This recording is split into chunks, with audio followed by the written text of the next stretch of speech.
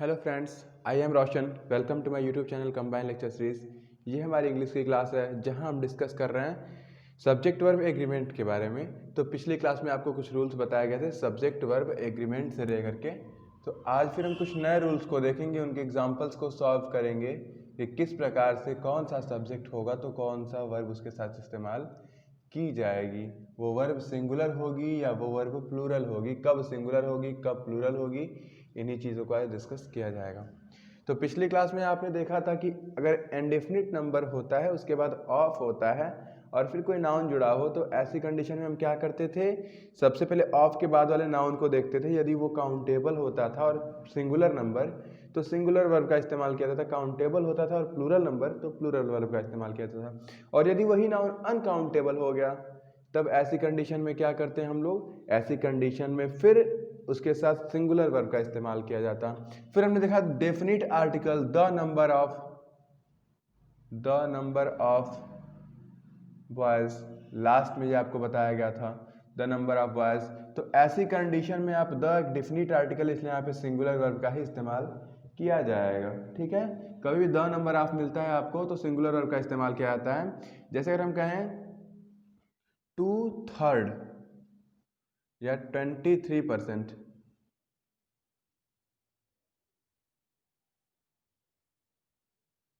Of boys, ठीक है, 23% of boys has come या हैव कम, डैश लगा दिया जाए, हैज़ कम या हैव कम। तो आपको क्या करना पड़ेगा, फिर ये देखना पड़ेगा कि ये काउंटेबल है, सिंगुलर है या फिर प्लूरल है, काउंटेबल है। अगर ये काउंटेबल सिंगुलर होगा तो सिंगुलर नाउन और प्लूरल काउंटेबल होगा तो प्लूरल नाउन। यानी कि ये बॉयज प्लूरल है तो यहाँ पे हमें हैव लगाना पड़ेगा।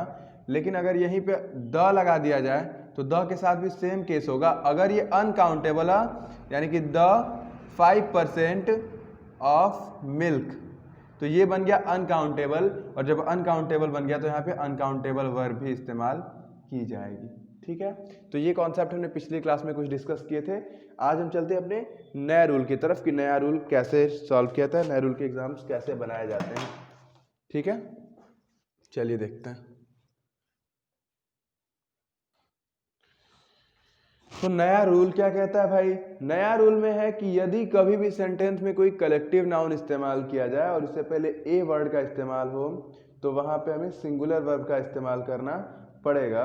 कभी भी अगर हमें कलेक्टिव नाउन सिंगल इस्तेमाल किया जा रहा है जैसे कि a group, a team, a bunch, तो ऐसे कंडीशन में हमें क्या इस्तेमाल करना पड़ेगा, सिंगुलर वर्ब। यहां पे हम लिख देते हैं सब्जेक्ट के रूप में, यदि सब्जेक्ट के रूप में किसी कलेक्टिव नाउन का इस्तेमाल किया जाए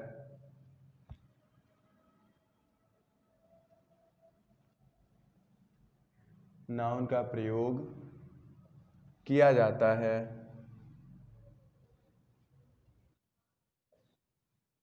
और वह सब्जेक्ट सिंगल बॉडी का अर्थ दे, यानी singular earth they,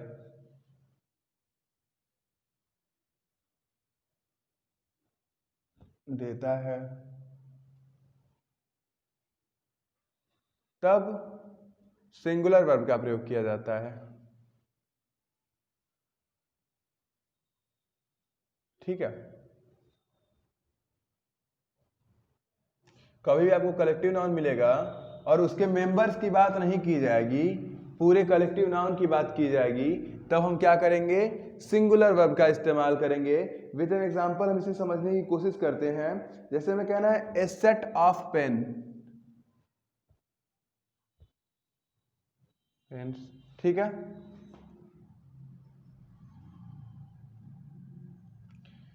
A set of pens, यानी कि आप पिछली क्लास में आपने देखा था कि एक अनिश्चित नंबर, इनडेफिनिट नंबर के बाद ऑफ था, उसके बाद कोई सब्जेक्ट था, और अगर वो सब्जेक्ट सिंगुलर था तो हम सिंगुलर वर्ब लगाते थे, प्लूरल था तो प्लूरल वर्ब लगाते थे।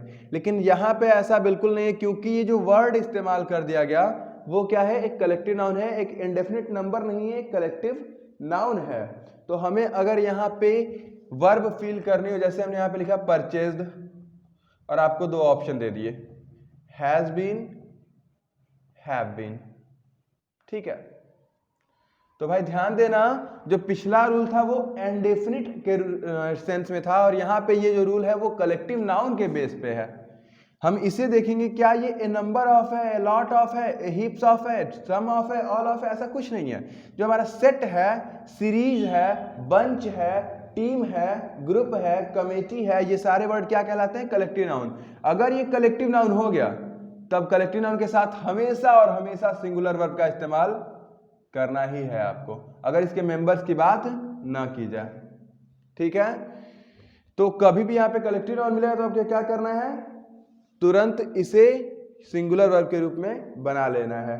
एक और एग्जांपल देखा जाए, जैसे कि the jury,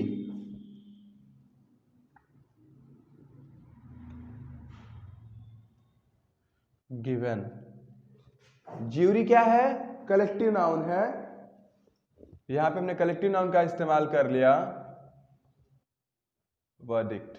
the jury has given it's verdict. Jury ने अपना वर्डिक्ट दिया, यानी कि अपना फैसला सुना दिया, जो कुछ भी था। ज्यूरी मतलब जजों का समूह होता है। तो अगर यहाँ पे देखा जाए, ज्यूरी पूरे जज का समूह है, ज्यूरी एक कलेक्टिव नाउन है। यहाँ पे आपको दो ऑप्शन दिए गए, हैज दिया गया और हैव दिया गया।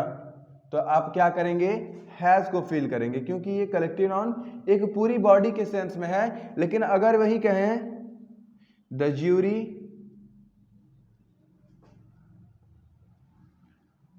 डिवाइडेड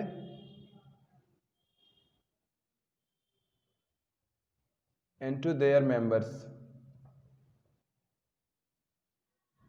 तो भी तो वही बात है, मेंबर्स है तो क्या हुआ, लेकिन यहाँ पे सिंगुलर वर्ब का ही इस्तेमाल करना है। यानी कि कभी भी आपको कलेक्टिव नाउन मिलता है तो कलेक्टिव नाउन के साथ किसका इस्तेमाल करना है? सिंगुलर नंबर का इस्तेमाल, सिंगुलर नाउन का इस्तेमाल, सिंगुलर वर्ब का इस्तेमाल आपको करना पड़ेगा। सिंगुलर नाउन हो चाहे प्लूरल नाउन हो, कलेक्टिव नाउन के साथ हमेशा सिंगुलर वर्ब का ही इस्तेमाल करना होता है, क्योंकि ये इंडेफिनिट नंबर नहीं है, ये बल्कि एक सेट है, एक सीरीज है, क्योंकि कलेक्टिव नाउन में यही चीजें आती हैं। विद एन एग्जांपल और अगर समझने की कोशिश करिएगा तो यही होता है कि ए बंच ऑफ कीज, मान लीजिए हमने कहा ए बंच ऑफ कीज, तो कितने लोगों को पता है कि ये कौन सा नाउन है? बंच जो है वो क्या है? कलेक्टिव नाउन है। तो यहां पे हमें कहना है कि लाइंग ऑन द टेबल, यानी कि चाबियों का गुच्छा कहां पड़ा है? टेबल पे पड़ा है। इज और आर में से आपको फील करना है। तो यहाँ पे आपको पिछला रूल बताया गया था कि कोई भी वर्ड हो, अगर वो ऑफ से जुड़ा है तो उससे पहले से कोई मतलब नहीं है, बाद वाले को देखेंगे। अगर वो सिंगुलर काउंटेबल है तो सिंगुलर, और प्लूरल काउंटेबल है तो प्लूरल। लेकिन यहाँ पे क्या है कि भाई ये कलेक्टिव नाउन है, और कलेक्टिव नाउन से इसका मतलब हमें प्लूरल की तरफ जाना ही नहीं है। क्या करना है? सिर्फ और सिर्फ सिंगुलर वर्ब का इस्तेमाल कर देना है। तो ये सब्जेक्ट वर्ब एग्रीमेंट का एक और रूल होता है, जिसे हम कलेक्टिव नाउन से रिलेटेड रूल कहते हैं। नोट कर लीजिए। दूसरा जो होता है कि जैसे कि वेट हो गया, दूसरा रूल वेट हो गया, डिस्टेंस हो गई, डिस्टेंस हो गई, वेट हो सकता है, डिस्टेंस हो सकता है, अमाउंट हो सकता है, मेजरमेंट हो सकता है।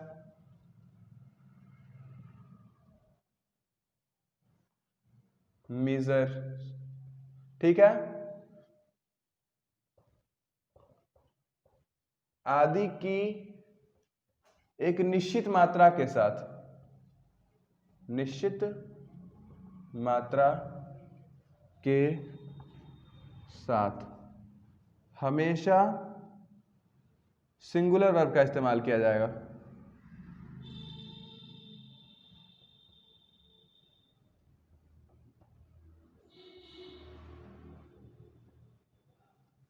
ठीक है, हमने कहा वेट, ठीक है, वेट मतलब वजन।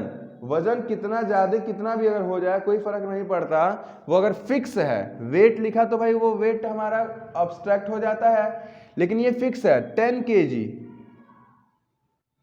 ठीक है, 10 kg। तो अब ये 10 kg फिक्स है, तो इसके साथ क्या लगेगा? Is a high wait, 10 kg एक भारी वजन है। Distance 5 kilometre, is a long distance, फर्क नहीं पड़ता कि यहां पे किलोमीटर्स हैं। अगर ये हिंदी में लिखा है, ऐसे पूरा वर्ड लिखा जाए तो क्या लिखा जाएगा? किलोमीटर्स। यहाँ पे भले ही एस आ जाए लेकिन कोई फर्क नहीं पड़ता, ये प्लूरल सेंस देंगे तो भी कोई फर्क नहीं पड़ता, यहाँ पे एस लगा होगा। अगर हिंदी में लिखा है 5 किलोमीटर, तो आप देखिए कि किलोमीटर एक होता तो सिंगुलर होता, यहाँ पे 5 हैं तो फिर ये प्लूरल होगा, जबकि ऐसा नहीं है, ये एक फिक्स अमाउंट है, फिक्स डिस्टेंस है। जैसे हमें कहना है 5000 या 5 रुपीज, ठीक है, कॉस्ट ऑफ अ पेन, ठीक है। यहाँ पे हमने इज लगाया और आर लगाया। तो भाई होता क्या है, इंडिया का क्या होता है? रुपी होता है, रुपीज नहीं होते, रुपी यही वर्ड होता है। एस लगा दिया और ये 5 भी है तो इसका मतलब 5 है, प्लूरल हो गया। लेकिन ऐसा नहीं है, ये फिक्स अमाउंट है। एक पेन का दाम कितना है? 5 ही रुपए हो सकता है, 6 नहीं हो सकता। हम 5 की बात कर रहे हैं। तो जब भी कोई फिक्स अमाउंट आ जाएगा तो ऐसी कंडीशन में वर्ब क्या होगी हमारी? सिंगुलर होगी। यानी कि 5 10 kg, 5 किलोमीटर, 5 रुपीज, ऐसे वर्ड आपको मिलते हैं तो भी वर्ब हमारी सिंगुलर होगी। बात समझ में आ रही है आपको? तो ये दूसरा रूल होता है सब्जेक्ट वर्ब एग्रीमेंट का, इसे भी नोट कर लीजिए।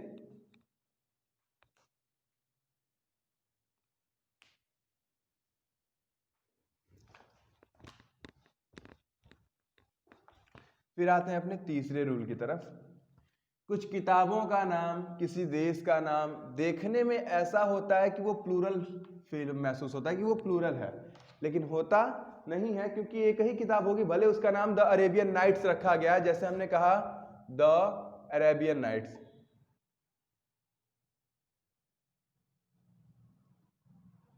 ठीक है, एस लग गया तो एस क्या सेंस देता है कि वो प्लूरल है। नाइट होता है, नाइट्स कर दिया गया, नाइट मीन्स रात, लेकिन यहाँ पे रातें की बात हो रही है, रातें। तो क्या हम यहाँ पे आर लगाएंगे? नहीं भाई, ये किताब का नाम है। यहाँ पे हमने डैश किया ए गुड बुक, तो भाई एक किताब है ना द अरेबियन नाइट्स, तो यहाँ पे इज लगेगा। द यूनाइटेड स्टेट्स,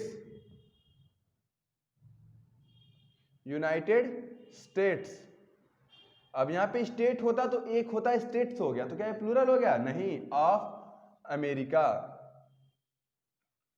ठीक है। The United states of America देखने में प्लूरल है लेकिन है नहीं। इज अ ग्रेट कंट्री, यहां पे हम इज कर देंगे ए ग्रेट कंट्री, क्योंकि ये एक ही है यूनाइटेड स्टेट्स, इस बात को मत भूलिए। तो इसका नियम क्या है, ये एग्जांपल से नियम क्या है उनको भी देख लिया जाए कि यदि वाक्य का सब्जेक्ट किसी भी व्यक्ति, देश का नाम हो या किसी पुस्तक का, किताब का टाइटल हो, तो उसके लिए सिंगुलर वर्ब का प्रयोग होता है। यानी कि किसी व्यक्ति, देश के नाम,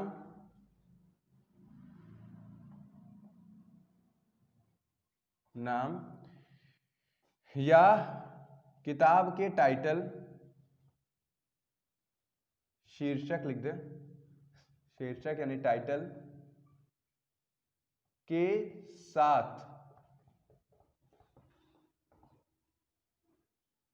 हमेशा क्या होगा भाई? सिंगुलर वर्ब का ही इस्तेमाल किया जाएगा, भले वो देखने में प्लूरल क्यों ना लगता हो।